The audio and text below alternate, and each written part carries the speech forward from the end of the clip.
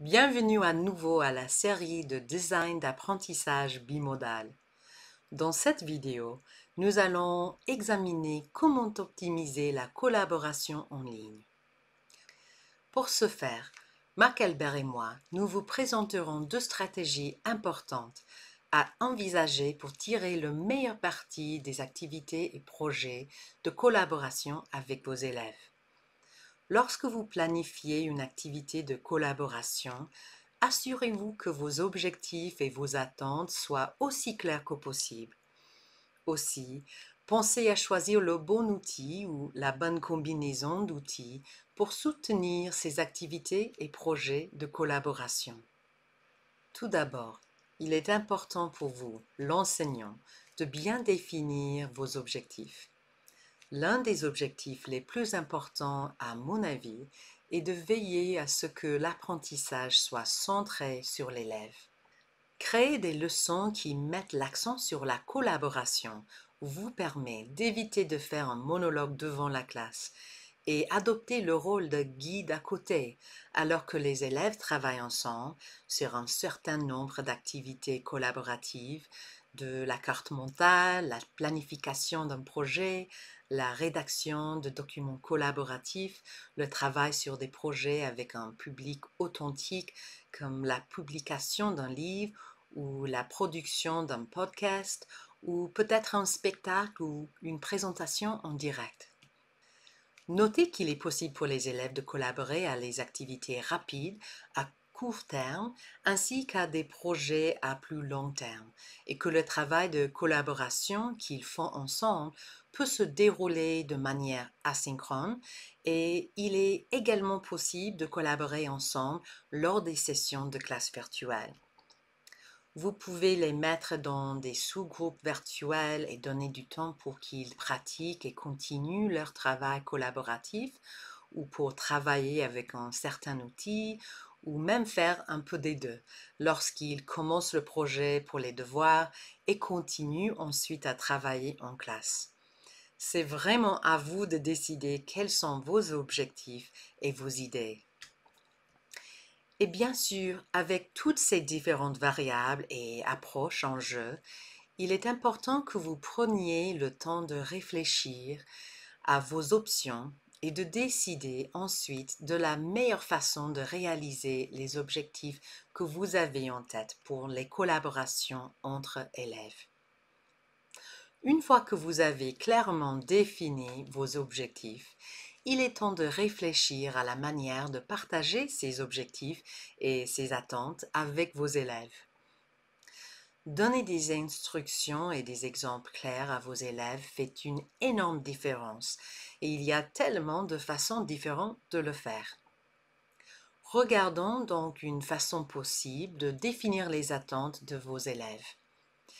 Dans cet exemple, nous avons une activité qui pourrait être à court ou à long terme, comme par exemple faire travailler les élèves ensemble sur un sketch ou une présentation dramatique.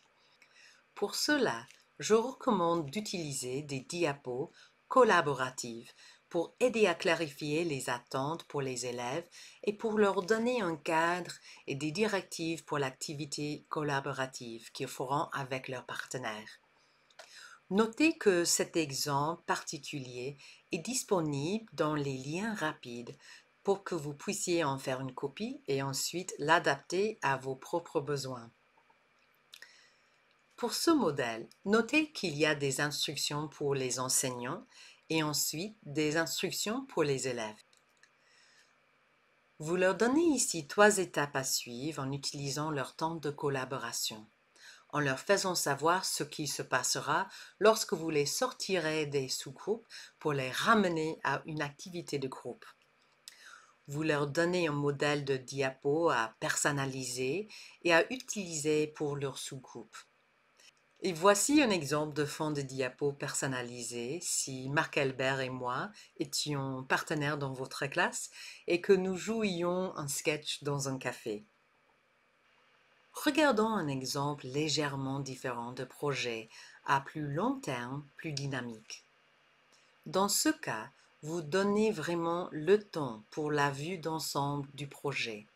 Vous faites savoir aux élèves que le but du projet n'est pas seulement d'approfondir le sujet traité, qu'il concerne les sciences, les études sociales ou les langues, mais que c'est aussi une occasion pour eux de pratiquer une bonne communication et une bonne collaboration avec leurs camarades de l'équipe. Et vous leur donnez également quelques idées sur la manière d'assurer le succès de leur projet et de faire en sorte que l'équipe vive une expérience réussie. Gardez à l'esprit que je vous recommande également d'utiliser une grille d'évaluation, car cela clarifiera pour les élèves la façon dont vous les évaluerez, à la fois sur le résultat final de leur projet et sur le travail d'équipe qu'il implique. Une grille d'évaluation peut également être un outil très utile pour les élèves qui souhaitent s'auto-évaluer et évaluer le travail de leurs partenaires à mi-parcours et à la fin du projet.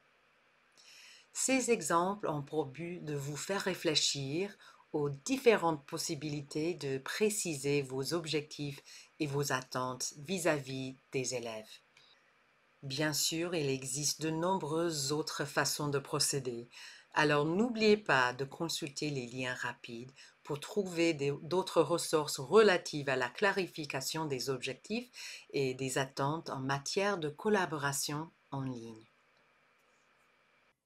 Pour soutenir la collaboration entre vos élèves, il existe toute une flopée d'outils numériques qui existent tant en français qu'en anglais, que dans d'autres langues. Faites attention, on ne peut pas s'intéresser à tout en même temps. On y reviendra dans d'autres vidéos, mais c'est toujours le même enjeu. Le buffet est tellement riche et tellement large et propose tellement de choses que si vous faites comme dans un buffet où on mange pour vrai et que vous goûtez à tout de la première fois, vous allez faire une indigestion. C'est probablement la même chose qui va se passer dans le buffet numérique. Gardez en tête que le ou les quelques outils de collaboration que vous aurez choisis devront dépendre de votre intention pédagogique, du niveau de confort que vous avez avec le numérique et surtout à savoir est-ce que c'est un outil que vous voulez utiliser de façon synchrone ou asynchrone. Est-ce que vous voulez que ce soit vraiment chaque élève qui s'en serve à son rythme ou est-ce que vous voulez que ce soit vraiment pour une visioconférence ou quelque chose que vous utiliseriez en classe physique? Pour l'instant, je vais vous proposer une collection d'outils numériques qui permettent la collaboration en ligne. Ce sera à vous de choisir celui ou ceux qui vous conviennent le mieux ou que vous aimeriez expérimenter en premier. Il y a Agio, par exemple, qui est une plateforme d'art collaborative. Donc, vous pouvez utiliser ça soit dans un cours d'art visuel, mais dans n'importe quelle matière, vraiment, si vous voulez que les élèves dessinent ensemble, fassent des schémas, fassent des représentations de leur compréhension ou d'un plan qu'ils veulent réaliser, ce serait une bonne plateforme. Il y a également JSitter, qui est un bac à sable collaboratif de codage. Donc, pour ceux qui veulent s'initier aux différentes langues de la robotique, du codage, ce serait un bon outil à utiliser également. D'autres outils collaboratifs, il y a des outils comme Jamboard qui sont un peu des outils d'aide à l'organisation. Donc, si vous avez un projet d'équipe qui serait fait soit en groupe classe ou par un certain nombre d'élèves, c'est un genre de tableau blanc interactif que les élèves pourront utiliser pour structurer leurs idées, voir ensemble comment ils peuvent le faire. Il y a une application qui s'appelle également Peruse All. Ce qui est intéressant avec cette application-là, c'est que si vous voulez vous en servir en français, vous avez simplement à télécharger en amont un fichier PDF, ça peut être un texte que vous avez lu, un poème, n'importe quoi pour vous que ce soit écrit en français ou dans la langue de votre choix vraiment. Et à ce moment-là, ça va être un outil de lecture collaboratif où, ensemble, les élèves pourront surligner les passages qui demandent une réflexion approfondie ou qui répondent à une consigne que vous leur avez donnée. Il y a également l'outil Desmos pour ceux qui utilisent le langage mathématique. Vous pouvez utiliser ça tant en français qu'en anglais. Ça vous permettra d'aller un petit peu plus loin dans cette réflexion-là.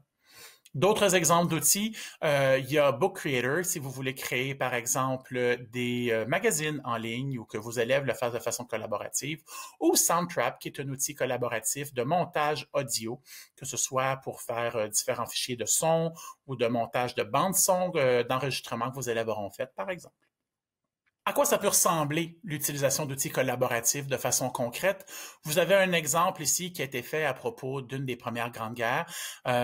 Donc, un élève, par exemple, pourrait choisir d'utiliser une vidéocapture, un outil de vidéocapture comme Loom que j'utilise en ce moment, ou Screencastify, ou encore d'autres, et Dans cette vidéo capture-là, on pourra le voir, cet élève-là, avec une présentation qu'il aura faite, par exemple, soit en utilisant Book Creator ou Google Slide. Et donc, ça, ce serait une façon asynchrone de le faire. La même chose pourrait être faite avec une présentation PowerPoint ou un Google Slide fait par l'élève. Et l'élève pourrait utiliser cette présentation-là pendant une rencontre Zoom ou Meet pour présenter en partage d'écran, par exemple, le travail qu'il aura fait à l'ensemble de la classe. Il y a plein de ressources qui sont choisies, qui ont été sélectionnées pour vous appuyer. Vous aurez accès à ça dans les liens rapides et ce sera là pour vous aider pendant que vous clarifiez les buts et les attentes pour la collaboration, toujours avoir des attentes claires, et que vous soutenez la collaboration entre élèves avec des outils appropriés. Évidemment, on veut savoir ce que vous faites. Avez-vous des bonnes idées? Avez-vous déjà des outils de collaboration en ligne, des exemples que vous avez fait dans votre salle de classe? Communiquez avec nous, partagez-les avec nous. On veut vraiment nourrir la communauté de réflexion de Lester-B ensemble pour pouvoir aller plus loin. Je vous remercie de votre attention pour cette vidéo et puis je vous invite à regarder toutes les 10 vidéos de la collection DAB du design d'apprentissage bimodal. À bientôt pour une nouvelle capsule.